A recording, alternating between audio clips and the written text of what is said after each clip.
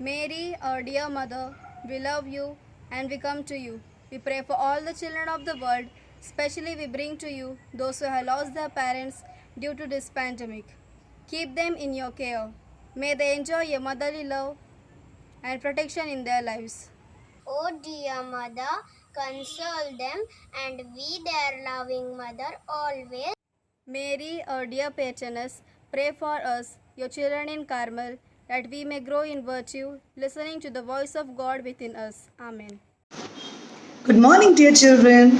On account of Mount Carmel Day, we all are reflecting on one virtue that we have seen in our patroness, Mother Mary. Today, I am going to speak on the virtue of hope. Hope. Hope is the essence of life. We cannot live a life of peace without having hope deep inside our heart. Life is unpredictable, hard, and quite notorious sometimes. Things go out of hand and beyond our control many times. Hope helps us to fight on and improve the chances of making our life better. This virtue can be best seen in our patroness, Mother Mary. She was an epitome of hope. In every situation of her life, she never ever lost hope.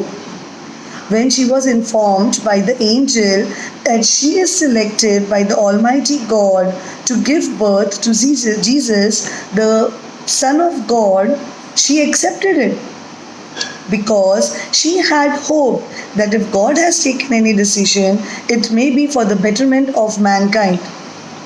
When she was about to give birth to Jesus Christ, she had no place at all except of a small cowshed. But in that situation also, she never complained and hoped that this child will end the sufferings of all the mankind. She has seen Jesus all through his life, going through a lot of sufferings and rejections from the people. But still, her heart somewhere deep inside was hoping that one day mankind will understand the difference between good and evil. She was there present, seeing her only lovely son being crucified for our sins. But at that moment also, she had belief and hope that whatever God has planned is always for the betterment of the mankind. So, dear kids, there is no better example of hope than our Mother Mary in this time of pandemic. When in this pandemic, many people have become hopeless that things will not improve or get back to normal, we should surrender ourselves to our patroness and keep ourselves motivated and hopeful